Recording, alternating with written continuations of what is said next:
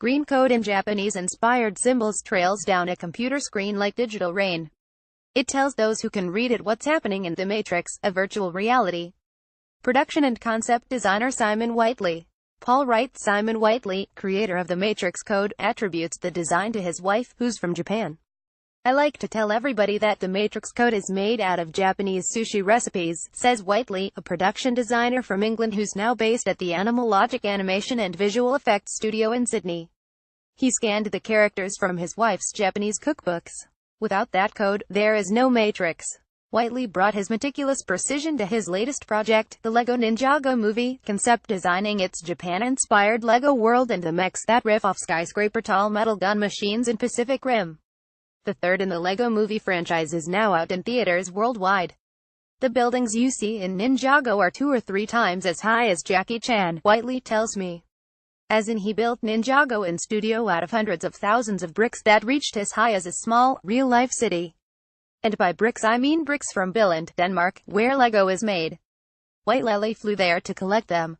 That's precision. Simon is an incredibly detail-oriented production designer, says Ingrid Johnston, Animal Logic's head of production. At times you can find yourself having crazy conversations with him about why things need to be a certain way. Talking to Whiteley by phone about Lego, we quickly get sidetracked delving through the trove of movie gems mixed in alongside The Matrix Reloaded and The Matrix Revolutions on Whiteley's IMDb page. Whiteley's start in film pivoted on being in the right place at the right time. In the mid-80s, instead of computers, production methods included painting on glass, making matte paintings and using hot metal typesetting for credits on big sheets of paper that were filmed and displayed on screen. At his college in Birmingham, Whiteley struck luck with a tutor who ran the graphics department at the BBC. Whiteley accepted his golden ticket. Here, he recounts some of the career highlights that followed. Harley Quinn Margot Robbie fights with a big mallet and a bigger smile in Suicide Squad. Courtesy of Warner Brothers Pictures. Yes, Margot Robbie. Whiteley wanted Margot Robbie, an Australian actress who recently played Harley Quinn in Suicide Squad, for his next project, a live-action movie of Beatrix Potter's Peter Rabbit with 3D animals. Whiteley snagged Geoffrey Rush, another Australian actor, for 2010's Legends of the Guardians: The Owls of Ga'Hoole, so why not Margot? Sometimes I get to pick who I'd like to be certain characters, Whiteley says. He's so in tune with his characters he made a hand-sewn version of Peter's blue jacket to scale to recreate in CG. His casting suggestions go to the casting director, who passes them on for the movie director's approval. In this instance, Whiteley had his way. Robbie will be the voice of Flopsy, one of Peter's sisters, in Peter Rabbit, to be released in 2018. Zack Snyder's Strange Technique Owl movie, that's Legends of the Guardians as Whiteley affectionately refers to it, nudged him into the circles of Zack Snyder, who recently directed Batman v Superman: Dawn of Justice. Snyder's run-up to the 3D animation included 300, which spurred an unconventional technique. He got his stuntmen from 300 to dress up in owl suits with owl claws and cardboard wings to fight all the fights, Whiteley says. It was hilarious. This model of Yoda, a legendary Jedi Master, was used in Star Wars Episodes V and V. James Martinknut realistic Harry Potter, Star Wars. Whiteley has watched the evolution of childhood staples like Harry Potter and Star Wars. He saw the advent of the digital age, from the early Star Wars films when everything was built as models, to the introduction of computers.